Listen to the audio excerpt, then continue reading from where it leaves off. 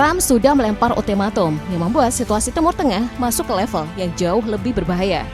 Teheran diberi tenggat sampai Selasa malam untuk membuka kembali Selat Hormuz. Jika tidak, Amerika mengancam akan menyerang pembangkit listrik dan jembatan-jembatan Iran. Tetapi respon Iran tidak menunjukkan tanda mundur. Sebaliknya, Teheran justru memberi sinyal bahwa balasan berikutnya akan jauh lebih keras. Dari titik itu, perang ini tidak lagi terasa seperti pertukaran serangan biasa. Yang mulai terbentuk adalah benturan terbuka yang resikonya bisa menyeret kawasan ke fase yang jauh lebih liar.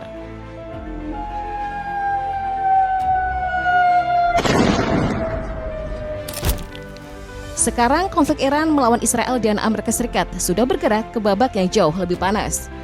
Dalam kerangka Operation True Promise War, perang ini telah berjalan lebih dari sebulan dan terus menanjak, dengan puluhan gelombang serangan yang tidak menunjukkan tanda melambat. Justru sebaliknya, pola tempurnya makin agresif, sasaran makin beragam, dan batas antara target militer dan non-militer mulai terlihat semakin kabur. Kalau di awal konflik serangan masih didominasi pukulan presisi dan adu ketahanan, maka sekarang bentuknya sudah berubah. Yang disasar bukan lagi hanya instalasi militer.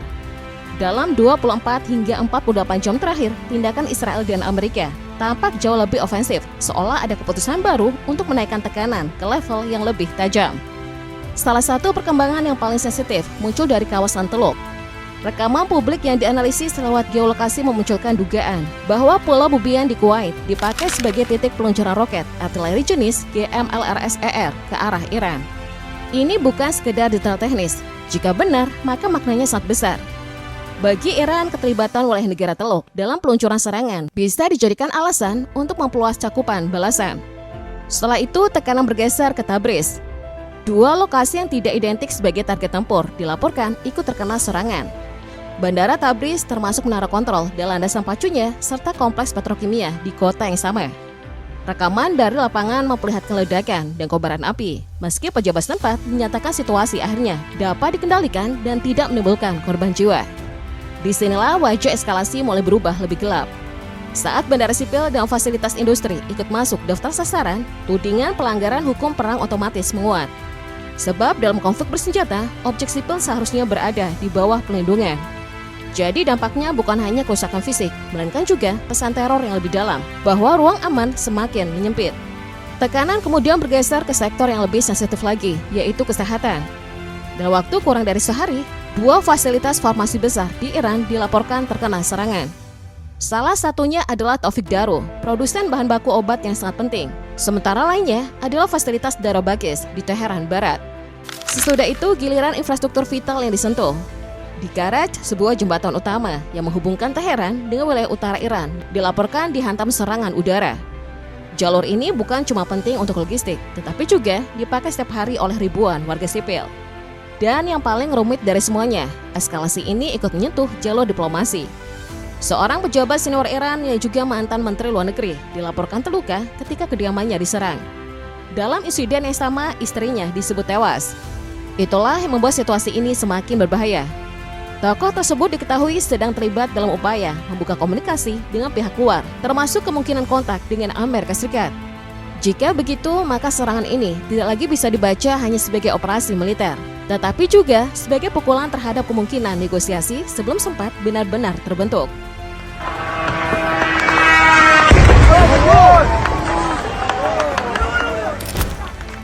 Tetapi di tengah tekanan yang terus didorong oleh Israel dan Amerika Serikat, satu perubahan penting mulai terlihat. Iran tidak lagi hanya sibuk menahan serangan, mereka mulai memainkan pola balasan yang lebih agresif, lebih luas, dan lebih bertingkat. Laporan terbaru menyebut sebuah gudang sistem anti-drone milik Ukraina di Dubai yang disebut dipakai untuk mendukung operasi militer Amerika di kawasan Teluk telah dihancurkan. Ini bukan cuma soal sasaran militer, tetapi juga sinyal geopolitik. Ukraina yang sebelumnya berada di luar pusat konflik ini, kini mulai terseret ke dalam rantai dukungan terhadap Washington. Lebih jauh, Iran juga mengklaim berhasil menghantam sejumlah target penting Israel secara bersamaan. Di Haifa, kota pelabuhan utama di utara Israel, rudal balistik dengan hulu ledak kluster dilaporkan menghantam beberapa titik sekaligus. Kilang minyak pelabuhan sampai kawasan industri di sekitarnya ikut masuk dalam sasaran. Dan seperti pola yang mulai terlihat sebelumnya, Iran tidak membatasi serangannya hanya ke Israel. Di Kurdistan Irak, tepatnya di Erbil, depot minyak milik perusahaan energi global Castrol juga dilaporkan dihantam drone kamikaze Shahed 136. Sasarannya sangat simbolis, bukan hanya karena menyentuh fasilitas energi, tetapi juga karena menyentuh kepentingan Barat di kawasan. Namun mungkin yang paling mengejutkan adalah ancaman Iran ke sektor teknologi Amerika. Dalam pernyataan yang beredar luas, Iran mengancam 18 perusahaan teknologi besar AS, termasuk Microsoft, Apple, dan Google. Pesannya sangat jelas, setiap pembunuhan atau serangan terhadap tokoh Iran akan dibalas dengan menjadikan satu perusahaan Amerika sebagai target. Di tengah semua ini muncul perkembangan lain yang membuat situasi makin panas, kelibatan Rusia secara tidak langsung.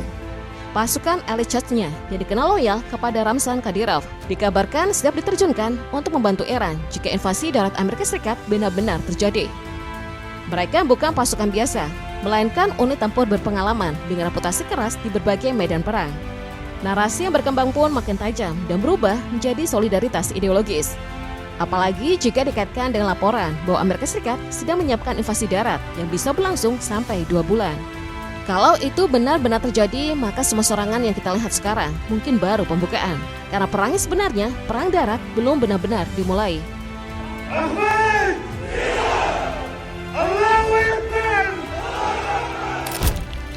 Kalau dilihat lebih jauh, yang mulai berubah sekarang bukan cuma intensitas perangan, tetapi juga susunan kekuatan di belakangnya.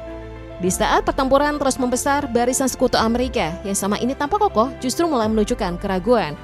Di Jerman, suara untuk mengambil jalur yang lebih mandiri mulai menguat. Polandia menolak permintaan pengiriman sistem Patriot ke Timur Tengah karena memilih memprioritaskan pertahanan wilayahnya sendiri. Perancis disebut membatasi akses udara untuk pengiriman militer ke Israel, sementara Spanyol terang-terangan menolak penggunaan pangkalannya untuk operasi melawan Iran.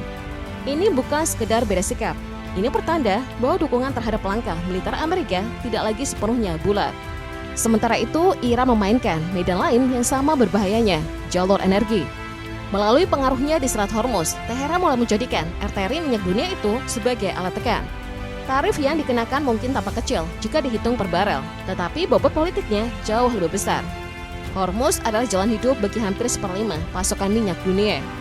Begitu Iran bisa mengatur izin lewat, pemeriksaan dan pelakuan berbeda bagi tiap negara. Maka yang sedang dibangun bukan cuma kontrol laut, tetapi posisi tawar internasional. Negara yang dianggap dekat diperlancar, yang berseberangan dipersulit. Dan disitulah energi berubah menjadi senjata. Di sisi lain, Amerika justru makin tersedot ke perang yang mahal.